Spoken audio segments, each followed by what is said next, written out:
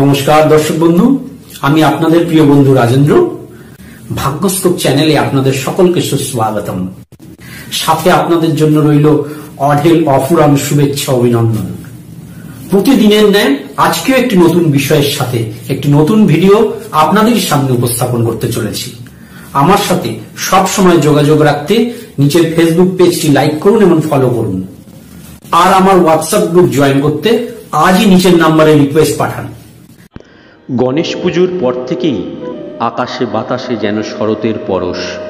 ভাদ্রের পচা গরমের মধ্যেও পুজোর গন্ধে মম করছে গোটা পরিবেশ। সামনেই আর কয়েকদিন পরে বিশ্বকর্মা পুজো।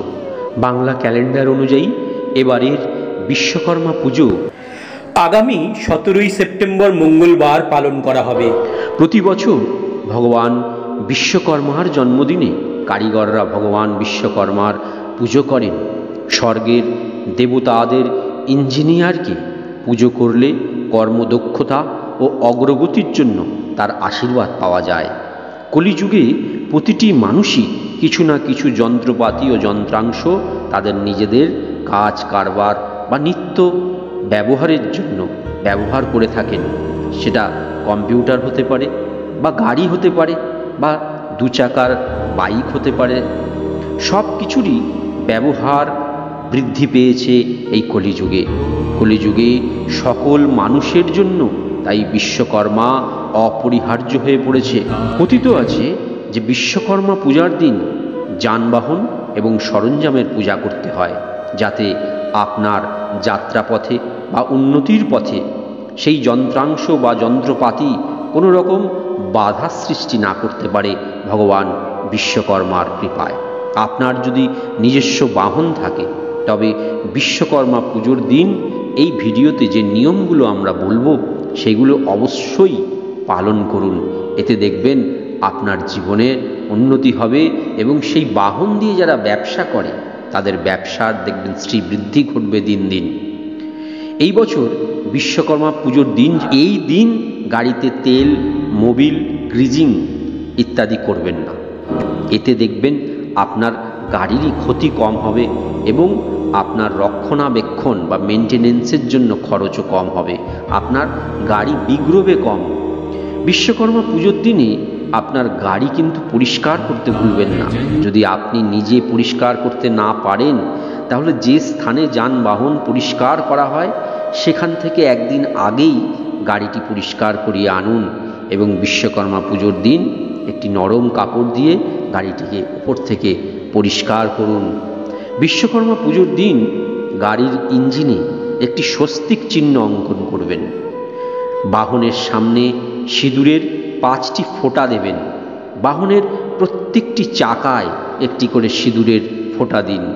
ফুল, মালা ও অক্ষত দিয়ে বাহনের পুজো করুন।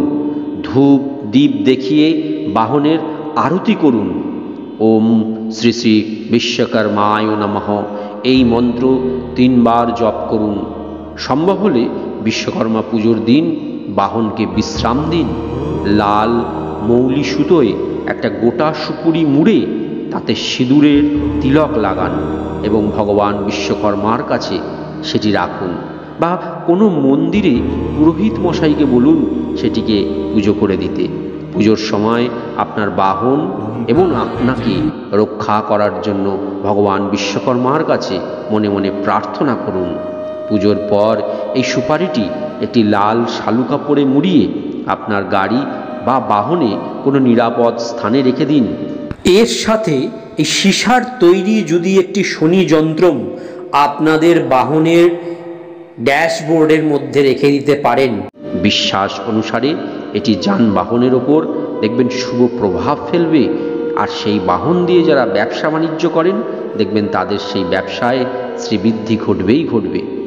বিশ্বকর্মা পুজোর দিনে আপনার বাহনের পুজো করা ছাড়াও মনে রাখবেন এই দিনে আপনার বাহন কাউকে দেবেন না। এই দিনে আপনার গাড়ি কাউকে দেওয়া শুভ লক্ষণ বলে মনে করা হয় না। এর কারণে গাড়িটি আপনাকে পথে অনেকবার প্রতারিত করতে পারে।